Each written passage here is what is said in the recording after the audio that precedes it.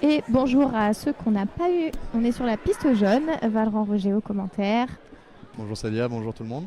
Et on va venir commenter la fin de ce match entre les deux Italiens.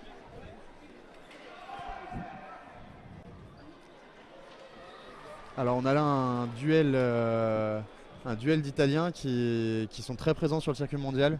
Tommaso Marini qui est une grande figure du fleuret mondial depuis quelques années. Et Edoardo Luperi qui a réussi à monter sur des podiums internationaux assez souvent.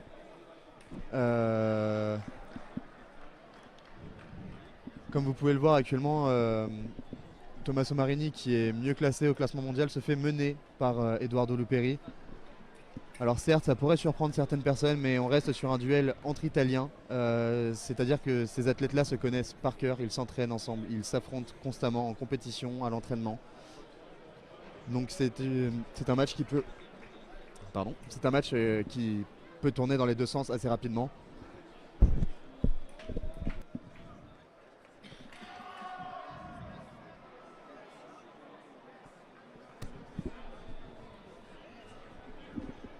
Comme nous l'avons expliqué sur la piste verte précédemment, quand les tireurs ne sont pas d'accord avec la décision de l'arbitre, ils peuvent demander une vidéo. C'est ce que Tommaso Marini vient de faire. N'étant pas d'accord avec l'action qui vient de se passer, il estimait avoir raison. L'arbitre l'a donné à son adversaire. Il a donc demandé une vidéo afin que l'arbitre puisse ou non corriger sa décision.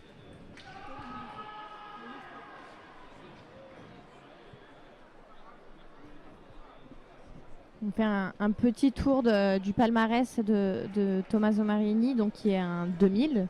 Absolument. Donc à 24 ans, on a déjà 4 médailles d'or en Coupe du Monde, une en argent, 3 en bronze, un titre de champion du monde, un titre de vice-champion du monde, un titre de champion d'Europe, vice-champion d'Europe, une victoire en Grand Prix, une deuxième place en Grand Prix.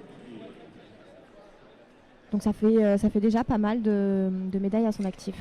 Pour un garçon de 24 ans, oui, c'est assez impressionnant. C'est assez impressionnant, surtout qu'il est arrivé très jeune sur le circuit mondial. Il a percé très tôt, dès sa transition de junior à senior, de moins de 20 ans à la catégorie élite. Il a tout de suite réussi à intégrer les podiums internationaux et à se placer par la suite du coup parmi les meilleurs mondiaux, l'élite de l'escrime mondiale. Oui, et Tommaso Marini, on a sa tête en grand poster au-dessus de nous, puisque je ne sais pas si vous le savez, mais à Coubertin, pour le Challenge international de Paris, on affiche les portraits des 10 derniers vainqueurs. Donc si on remonte jusqu'en 2014, on a la dernière victoire française avec Enzo Lefort. Enzo qui n'a pas pu prendre le départ ce week-end. Et puis ensuite, on a un doublé de Racing Bowden, 2 victoires de Alexander Massialas en 2017 et 2023, un doublé de Alessio Focconi 2018-2019, la victoire de Nick Itkin en 2020, la victoire de Sean Kalong en 2022, et donc à la dernière édition de 2024, c'était Tommaso Marini qui nous a régalé l'année dernière. De toute façon, pour gagner une compétition, il faut forcément être au-dessus des autres. Comme on le dit souvent dans le monde de l'escrime, à la fin, il n'y en a qu'un seul qui gagne. On est énormément d'inscrits, mais il n'y en a qu'un seul qui gagne. Et comme vous le savez, c'est un garçon de 24 ans. Et vous avez entendu son palmarès, ça veut dire qu'il a quand même souvent gagné. Beaucoup plus qu'il n'a perdu en tout cas. C'est ce qui en fait un des grands athlètes mondiaux actuellement.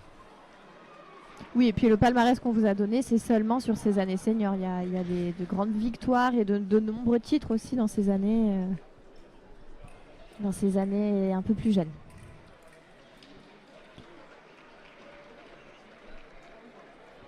Bon, alors que sur la piste rouge, on vous en a pas parlé, mais il y a eu la victoire de Guillaume Bianchi face à l'athlète international neutre Pouznankov. Et sur la piste verte, pour ceux qui ont suivi, la victoire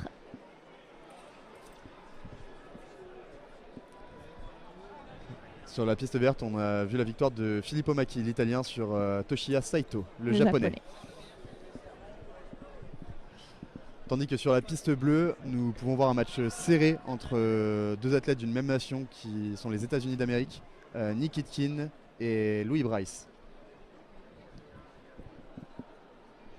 Le score est de 13-12 pour Nick Itkin.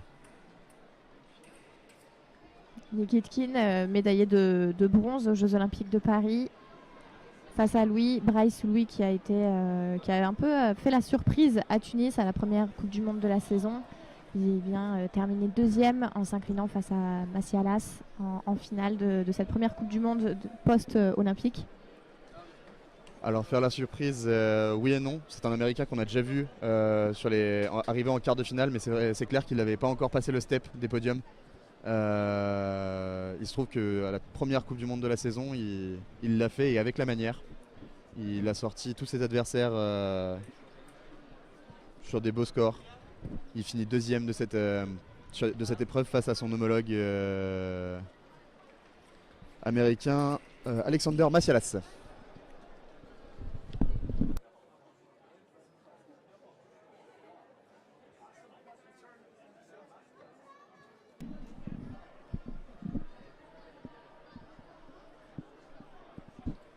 Allez, on cisse toujours une certaine longueur d'avance. Et voilà, il faut concrétiser et terminer ce match pour Loupéry, pour éliminer, s'il souhaite éliminer, et je pense que c'est ce qu'il veut, son compatriote Tommaso Marini.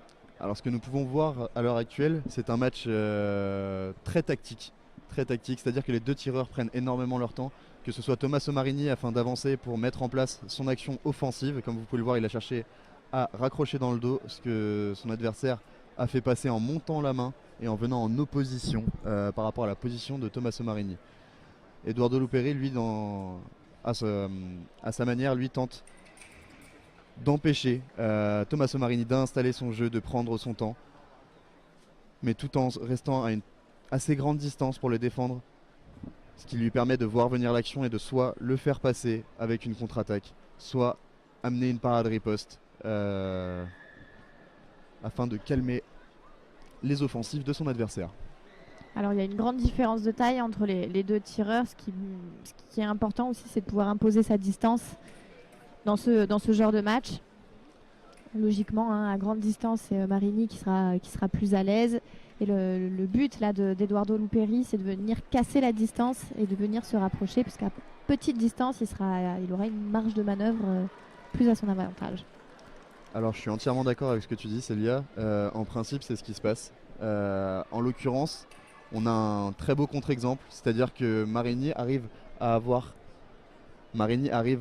sa distance, mais en face, l'Italien fait exactement ce que tu as décrit tout à l'heure, c'est-à-dire qu'il vient casser la distance, mais en lui laissant la sienne. La distance initiale de Marini est la bonne, c'est-à-dire que c'est la distance à laquelle il devrait pouvoir déclencher son action sans prendre trop de risques. Sauf qu'en l'occurrence, il semblerait qu'Edoardo Luperi arrive à très bien contrôler cette distance et à trouver le tempo exact dans lequel il peut venir contrer son adversaire. Alors que là, il a subi Luperi sur cette action, il a reculé, il n'avait pas trop d'idées en tête. Marini a fait ce qu'on appelle dans le jargon finir court, c'est-à-dire partir beaucoup plus fort du bois, beaucoup plus tôt, tout en faisant un geste beaucoup moins grand avec les jambes, qui permet d'arriver sur la cible avec le bras beaucoup plus rapidement.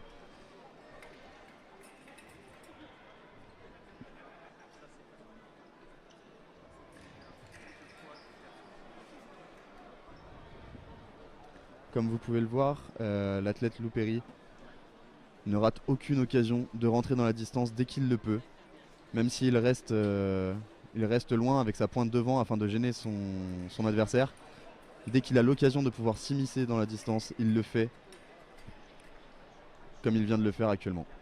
14-8 pour Luperi sur Marini. Et on est à une touche de la fin de ce match.